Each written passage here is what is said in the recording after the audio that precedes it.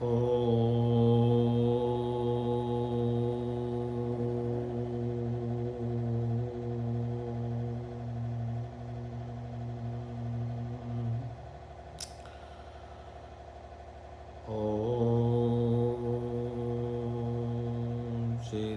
शाश्वतं शान्तं व्योमातीतं निरञ्जनं नादबिन्दुकलातीतं तस्मै श्रीगुरुवे नमः। ओम शांति शांति शांति। प्रियात्मन, आज प्रातःकाल की सभा में हम आपको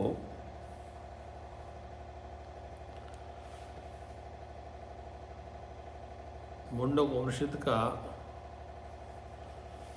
अगले श्लोकों पर व्याख्यान करते हैं।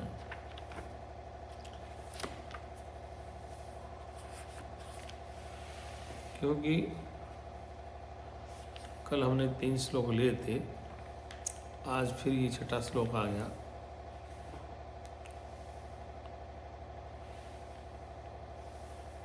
ज्ञात ज्ञेय की मोक्ष प्राप्ति। ज्ञात और ज्ञेय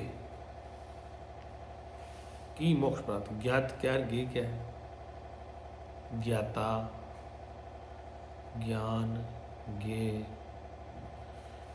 ज्ञात ज्ञेय, ज्ञाता ज्ञान ज्ञेय। तो हम बताया कि ज्ञात ज्ञेय की मोक्ष प्राप्ति वेदांत विज्ञान सुनिश्चितार्था संन्यास योग का अध्यात शुद्ध सत्वता। वेदांत, जिन्होंने वेदांत जनित विज्ञान से ज्ञेय अर्थ का अच्छी तरह निश्चय कर लिया है। वेदांत विज्ञानस्य सुनिश्चितार्थ कि जिन्होंने वेदांत जनित विज्ञान से ज्ञेय अर्थ का अच्छी तरह निश्चय कर लिया है।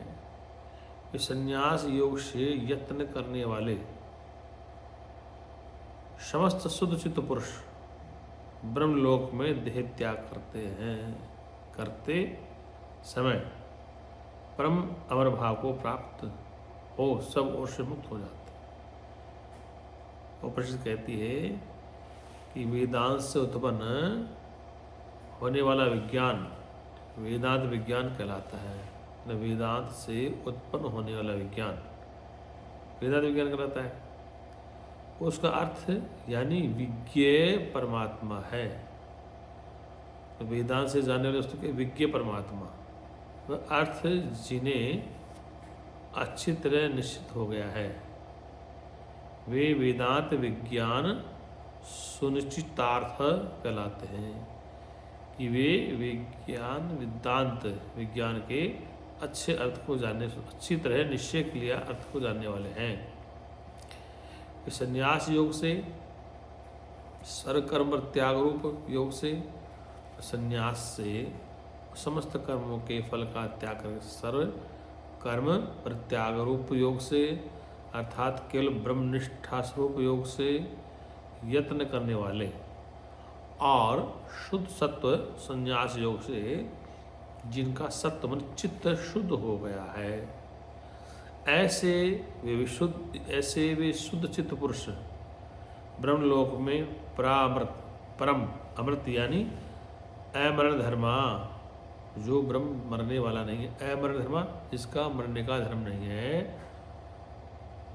ब्रह्म ही जिसका आत्मस्वरूप है, ऐसे जीवित अवस्था में ही, मतलब अभी जीवित अवस्था में है वो महापुरुष प्रामृत यानी ब्रह्मभूत होकर दीप निर्वाण अथवा घट के फूटने पर घटाकाश के समान, जैसे घड़ा फूट गया तो घड़े का आकाश कहाँ जाएगा? महाकाश में। इसी प्रकार से उनके शरीर त्याग से प्रयुक्त यानी निवृत्ति को प्राप्त हो जाते हैं।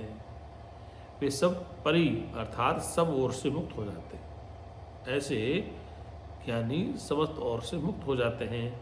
किसी अन्य गंतव्य देशांतर की अपेक्षा नहीं करते, किसी अन्य देश में जाने की वो इच्छा नहीं करते, संसारी पुरुषों के जो अनंत काल होते हैं वे उपरांत काल हैं। उनकी अपेक्षा मुमुक्षुओं के संसार का अंत हो जाने पर, जो जिज्ञासु हैं उनके संसार का अंत हो जाने पर उनका जो देह परित्याग का समय है वह उपरांत काल है, मतलब प्रांत काल है। कहने का अभिप्राय यह है कि उस प्रांत काल में ये ब्रह्मलोक में बहुत से साधक होने के कारण, या ब्रह्मलोक यानी ब्रह्मस्वरूप लोक एक होने पर भी अनेकों देखा और प्राप्त किया जाता है। इसलिए ब्रह्मलोकेषु इस पद में बहुवचन का प्रयोग हुआ है। अतः ब्रह्मलोकेषु का अर्थ है ब्रह्म में, ब्रह्म में। जिस प्रकार आकाश में पक्षियों के और जल में जलचर जीव के पैर में चरण चिन्ह नहीं दिखाई देते। आकाश में पक्षी उड़ते हैं और कहीं चरण चिन्ह नहीं दिखाई देते, पद चिन्ह।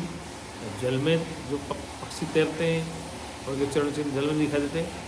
उसी प्रकार ज्ञानियों की गति नहीं जानी जाती, ज्ञानी गति नहीं जानी जाती। मुख्य लोग संसार मार्ग से पार होने की इच्छा से संसार मार्ग विचरण न करने वाले होते हैं। इत्यादि स्मृति सम्मतियों से ही प्रवर्तित किया जाता है। इसलिए परिचिन साधन से साध्य होने के कारण संसार संबंधी की गति देश परिचिनता होती है। तो ब्रह्म स्वरूप होने के कारण, ब्रह्म सर्वरूप होने के कारण किसी देश परिचिन से प्राप्तव्य नहीं है। यदि ब्रह्म देश परिचिन हो तो मूर्त द्रव्य के समान आदि अंतमान हो, प्राश्रित, साव्य, अनित्य और कृतक सिद्ध हो जाएगा। किंतु ब्रह्म ऐसा हो नहीं सकता, अतः उसकी प्राप्ति भी देश परिच्छिन्ना नहीं हो सकती। इसके सिवा ब्रह्मवेत्ता लोग अविद्या आदि संसार बंधन की निवृत्ति रूप मोक्ष की ही इच्छा करते हैं, किसी कार्यभूत पदार्थ की नहीं। कहने का प्राय सार गर्भ बात बताएं कि जिन वेदांत जनित विज्ञान से, जो वेदांत मतलब जो उपनिषदों के माध्यम से, वेदांत के माध्यम से जिन्होंने अपने ब्रह्म स्वरूप को जान लिया है, वही संसार भव सागर में जैसे घड़ा फूट जाता है, घड़े का आकाश कहा जाता है, इस प्रकार से वह व्यापक में लीन हो जाते हैं। और जैसे आकाश में पक्षी उड़ते हैं, उनके पैर नहीं दिखाई देते, पदचिन्ह, जल में तैरने वाले पक्षियों के पदचिन्ह नहीं होते, इसी प्रकार वह ज्ञानी भी मोक्ष रूप संसार मार्ग से पार होने की इच्छा से विचरण करते हैं, अर्थात उसी प्रकार ज्ञानी गति होती है। अब आइए मोक्ष का स्वरूप क्या है। मोक्ष का स्वरूप क्या है, इसी कहा इमचे मोक्ष काले, तथा मोक्ष काल में गता कला पथ दस प्रतिष्ठा देवासु सर्वे प्रति देवतासु कर्माणि विज्ञानस्य आत्मा प्रेमे स्वरम एकीभवन्ति। अब उपनिषद कहती है कि प्राणादि 15 कलाएँ, प्राण शरीर में है, 15 कलाएँ देहारंभ तत्व अपने आश्रयों में स्थित हो जाती है। चक्षु आदि इंद्रियों के अधिष्ठाता समस्त देवगण अपने पति देवता आदित्य आदि विलीन हो जाते हैं। इंद्रियां हैं, इनका देवता सूर्य है, उसमें लीन हो जाते हैं।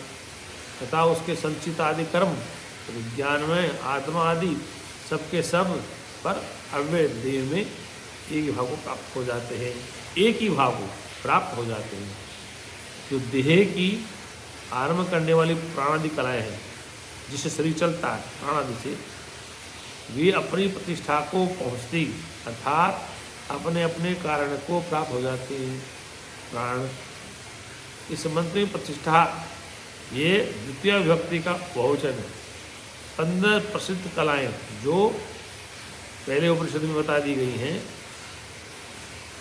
तथा देह के आश्रित चक्षु आदि इंद्रियों में स्थित समस्त देवता अपने पति देवता आदित्य आदि में लीन हो जाते हैं, मतलब सूर्य में लीन हो जाते हैं। ऐसा इसका तात्पर्य, कहने का तात्पर्य है कि वह ब्रह्मवेत्ता का जो शरीर है वह इंद्रियां अपने देवता में लीन हो जाती हैं। फिर कहा कि मोक्ष के लिए हुई अपरोक्ष फल कर्म, क्योंकि जो कर्म फलोन्मुख हो जाते हैं, जो कर्म फलोन्मुख हो जाते हैं, फल प्राप्त होते हैं, वे उपभोग से ही क्षीण हो जाते हैं होते हैं। और विज्ञान में आत्मा जो अविद्याजनित बुद्धि आदि उपाधि को आत्मभाव से मानकर अविद्याजनित बुद्धि आदि आत्मभाव से प्राप्त मानकर जलादि में सूर्यादि के प्रतिबिंब के समान यहाँ देह भेदों से पृष्ठ हो जाता है, देह भेदों में पृष्ठ हो जाता है और उस विज्ञान में आत्मा के सहित परब्रह्म में लीन हो जाते हैं। क्योंकि कर्म उस विज्ञान में आत्मा को फल देने वाले हैं, कर्म हैं उस विज्ञान में आत्मा को फल देने वाले हैं। अतः विज्ञान में का अर्थ विज्ञान प्राय है, ऐसे वे संचित आदि कर्म और विज्ञान में आत्मा सभी उपाधिक निवृत्त हो जाने पर, उपाधि अर्थ है आकाश के समान, पर, अव्यय, अनंत, अक्षय, अज, अजर, अमृत, अभय, अपूर्व, अनन्य, अनंतर, बाह्य, अद्रव्य, शिव और शांत ब्रह्म में एक रूप हो जाते हैं। अर्थात नाम रूप हटने के बाद उसका वास्तविक स्वरूप है तो प्रकट हो जाता है। अविशेषता अर्थात एकता को प्राप्त हो जाते हैं। जिस प्रकार की जल आदि आधार के हटा लिए जाने पर सूर्य आदि के प्रतिबिंब सूर्य में तथा घटादि के निवृत्त हो जाने पर होने पर घटाकाश आदि महाकाश में लीन हो जाते हैं। तो सूर्य का प्रतिबिंब है तो जल में गिरता है। इस प्रकार के जल आदि आधार के हटा लिए जाने पर अगर जल नहीं होगा तो सूर्य का प्रतिबिंब नहीं होगा। ठीक इसी प्रकार से घटादि के निवृत्त हो जाने पर घटाकाश कहाँ चला, महाकाश चला। इस प्रकार से वह ब्रह्मवेता तत्ववेता इस प्रकार से उस स्वरूप में लीन हो जाता है। गुरु सच्चिदानंद भगवान की जय।